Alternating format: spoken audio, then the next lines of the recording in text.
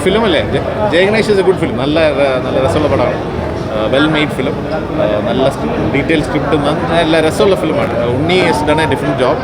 ഇതുവരെ ഉണ്ണിയെ കണ്ടിട്ടില്ലാത്തൊരു ഒരുതരം പോർട്രയലാണ്. Unni of course Unni muscular manly ആ ഒരു സൂപ്പർ ഹീറോ ഇമേജ് ഉള്ള ആളാണ്. പക്ഷേ ഈ സൂപ്പർ ഹീറോ വളരെ വ്യത്യസ്തനായ ഒരു സൂപ്പർ ഹീറോ ആണ്. എല്ലാ സൂപ്പർ ഹീറോയും പറന്ന് നടക്കുന്ന ആളല്ലല്ലോ, പറന്ന് നടക്കേണ്ട ആവശ്യമില്ല എന്നുള്ള നല്ല വെൽ മെയ്ഡ് ഫിലിം.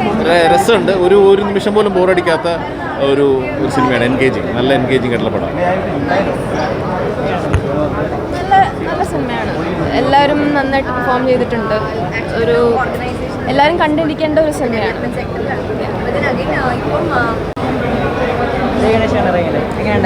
എനിക്ക് പേഴ്സണലി ഭയങ്കര ഇഷ്ടപ്പെട്ടു. ഫസ്റ്റ് ഹാഫൊക്കെ ഭയങ്കര എൻഗേജിങ്ങും ആയിരുന്നു. ഓൾസോ കുറേ പേര്, അശോകൻ സാറാണെങ്കിലും ജോമോൾ മാമിൻ്റെ തിരിച്ചുവരവാണ്. സോ അതൊക്കെ കാണുമ്പം നമുക്ക് ഭയങ്കര രസമുണ്ടായിരുന്നു. പ്ലോട്ടിങ് ഭയങ്കര രസമുണ്ടായിരുന്നു. പിന്നെ ഒബിയസ്ലി ഇതൊരു സൂപ്പർ ഹീറോ മൂവിനപ്പുറത്തേക്ക് പവർ വിത്തിൻ യു എന്നുള്ള കാര്യമാണല്ലോ എക്സ്പ്ലോർ ചെയ്യുന്നത്. അത് ഭയങ്കര രസമായിട്ട് വന്നു. ഈ അടുത്ത് വന്ന സിനിമകളിൽ നിന്ന് ഭയങ്കര ഡിഫറെൻ്റ് ആയിട്ട് ഫീൽ ചെയ്തു.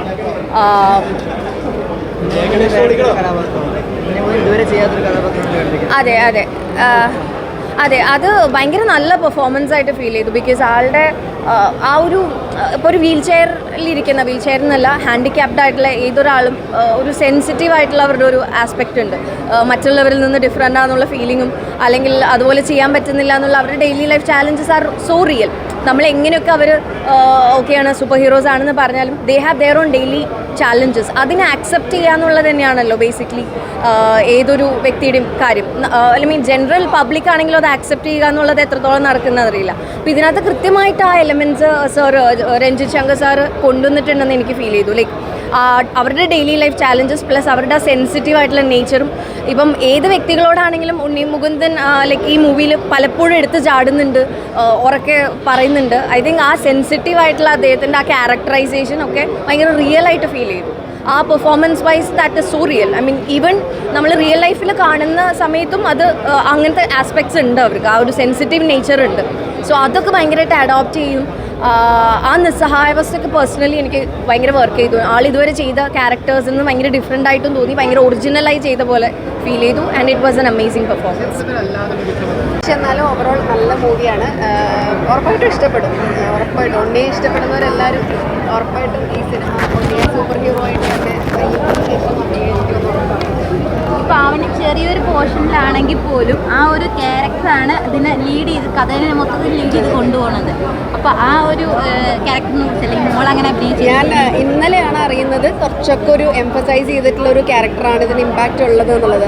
പക്ഷേ ഞാൻ ഇതിനെപ്പറ്റി ചോദിക്കാനോ ഒന്നും നിന്നിട്ടില്ല. അത് ഫിനിക്സ് സിനിമ ചെയ്തപ്പോഴും ഞാനൊന്നും ചോദിച്ചിരുന്നില്ല. അപ്പോൾ അതേപോലെ ഇവള് ഈ സിനിമയിലൂടെയും ചെറിയൊരു കഥാപാത്രമാണെങ്കിലും നല്ലൊരു ഇമ്പാക്റ്റ് ആയിട്ടുള്ള റോള് ചെയ്തതിലും രഞ്ജിത്തേട്ടൻ അത് കൊടുത്തതിലും ക്രൂവിനോട് എല്ലാവരോടും ഞാൻ താങ്ക്സ് അറിയിക്കുന്നു. Thank you.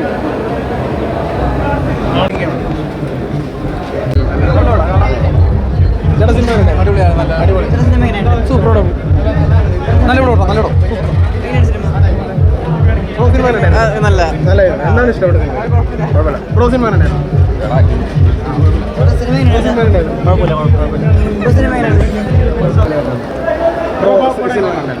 സൂപ്പർ സിനിമ, അടിപൊളി പടമാണ്.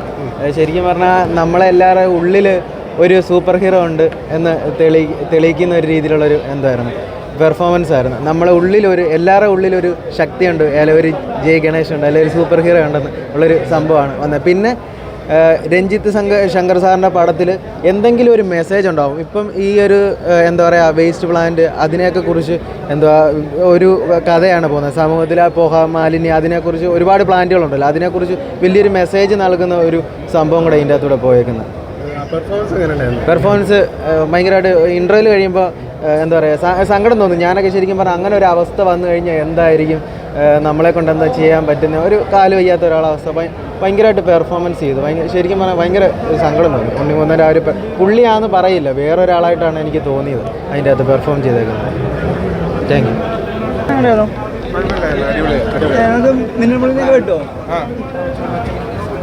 ചേട്ടാ സിനിമ കണ്ടായിരുന്നു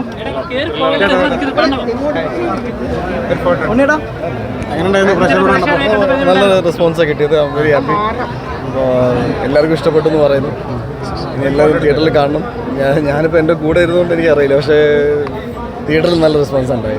I am very happy. Thank you. Vishu പറയുന്നു ഉണ്ണിച്ചേട്ടനെ കണ്ടിട്ടില്ല, പെർഫോമൻസ് കാണാൻ പറ്റി, ഒരു സർവൈവൽ സ്റ്റോറി, നല്ലൊരു ത്രില്ലർ പടം ഇങ്ങനെ ചെയ്യാൻ പറ്റി എന്നൊരു ഫീൽ പല റെസ്പോൺസ് വന്നു. നിങ്ങൾ പ്രേക്ഷകരെ കണ്ടപ്പോൾ അത് തന്നെ ഫീൽ കിട്ടി? എല്ലാവരും ഇപ്പോൾ വളരെ പോസിറ്റീവായിട്ട് എന്നോട് സംസാരിച്ച്. യെസ്, ഡിഫറെൻറ്റ് സിനിമയാണ്, ഡിഫറെൻറ്റ് ക്യാരക്ടറാണ്. അപ്പോൾ ഞാനത് ഓൾറെഡി എൻ്റെ ഇൻ്റർവ്യൂസിലെല്ലാം പറഞ്ഞിരുന്നു, ഇത് ഒരു വ്യത്യസ്തമായ സിനിമയായിരിക്കും. ആൻഡ് യെസ്, ഒരു ഏറ്റവും എക്സൈറ്റിംഗ് ആയ സർവൈവൽ സ്റ്റോറിയാണ്. നിങ്ങളെല്ലാവരും കാണും, അറിയിക്കും. Thank you. Thank you.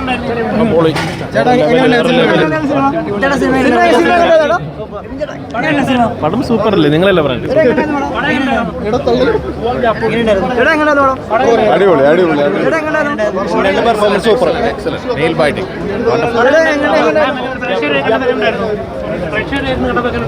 എന്തോ പ്രേക്ഷകരോട് കണ്ടപ്പോൾ എങ്ങനെയുണ്ടായിരുന്നു? ഒരുപാട് സന്തോഷം, ഒരുപാട്